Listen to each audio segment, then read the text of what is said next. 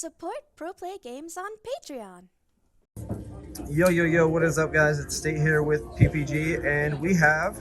My name's Hunter Lloyd. What'd you end up doing today? I topped with a Moye deck. A Moye deck. Mm-hmm. All right, how was your tournament experience? It went pretty good. I lost to the undefeated, but in reality, I only lost to myself. Every game was winnable, so it was unfortunate, but it's oh well. It happens. All right, let's see what you played. So you're playing like Swordsoul, so you have to play 3 Ecclesia, 3 Moye. All these ratios have been pretty much discovered already. It is the only thing that's different now is that I only play 2 Longyang. Interesting. Why So that? it's because Longyang itself is actually just the worst Tenyi to see.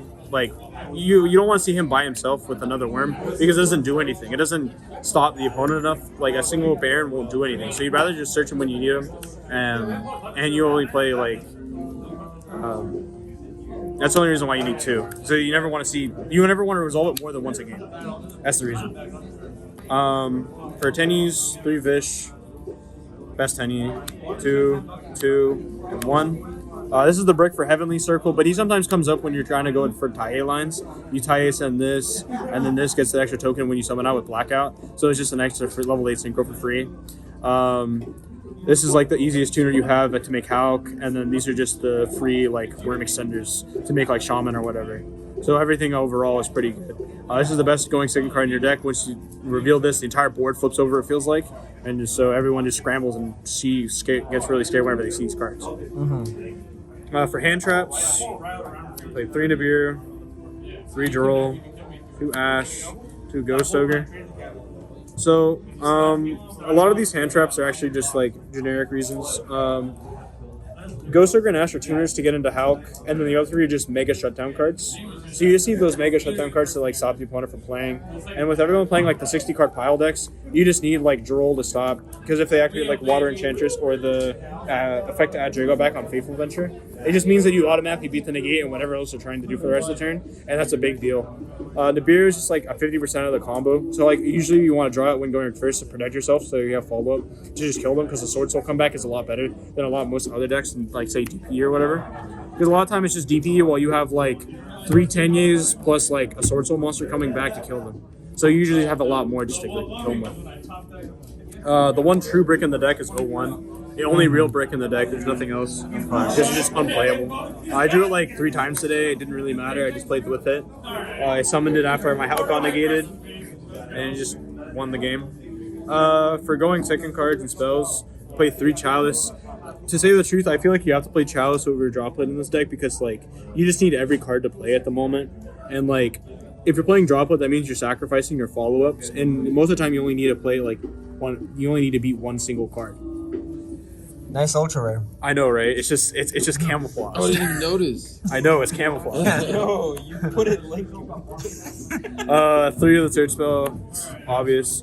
I only play 2 Heavenly Circle and 1 Vessel. So the reason is because you never want to see 3 Heavenly Circle in your hand. You always want to see 1 of it, and then the Vessel just acts as the 3rd Heavenly Circle, just to get more Tenyi cards. But the thing about the Vessel is that it only works with the Tenyi cards.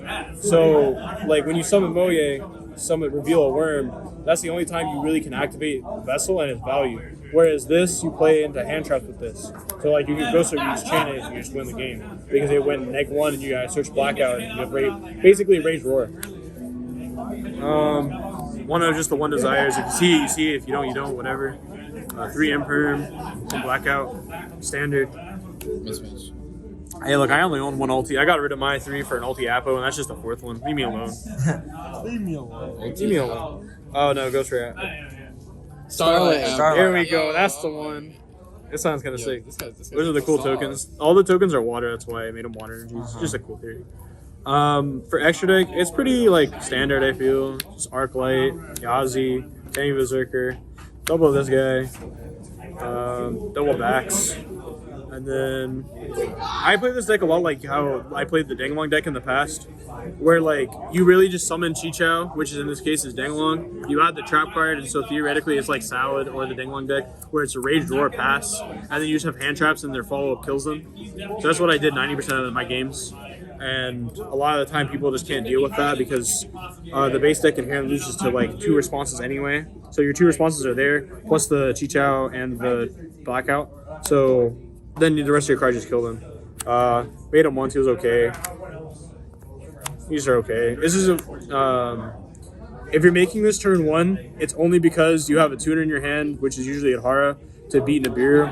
So if your hand is this, that means you have follow-up in the form of Adhara after you get Nibiru on Long Young, just in case. Like, you just need the extra disruptions. But most of the time, you don't really need to make this turn 1. It's more of a kill option. For links, play 2 Monk, 1 Shaman, 1 Fiber, 1 Rorodon. It's pretty standard. For the side deck, I saw it once and it lost me the game.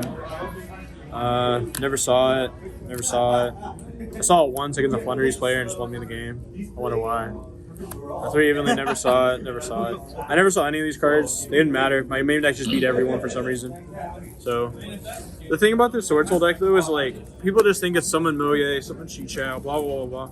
But it feels like No, it's not. No. there's a lot more small interactions you just need to know, like how to play your deck and how to like utilize the maximum value of all your cards into like just see what every single card can do.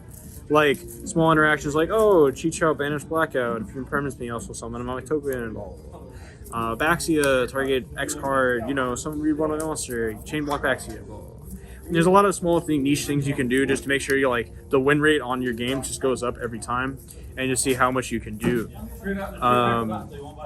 But that's mainly just the deck profile. I ended up getting, I think, 2nd place after Swiss, only losing to the person who's holding the camera at the moment, who was the undefeated. My matchups were 2 Flunderies player. That deck's the buy for this deck. The deck literally is actually on, like, you actually can't lose to that deck. It's actually impossible. Impossible to win against. I played against Andres Torres, who's in top 4 right now. I 2-0 bodied him in like 5 minutes. Literally couldn't play the game. Super polyed me, Ash Nibiru'd me, didn't matter. None of those cards mattered. I played against State. I lost a crucial misplay on my end, and that cost me the match. And then in Top Cut, I did another crucial misplay, which also cost me the match. So it feels like when you're playing this deck, it's more of like a player deck rather than the deck itself, because the deck will always do the same thing every time. It just depends on how you can play the deck. And so that's it. Alrighty, catch you guys later. Congrats again. Thank Later. you.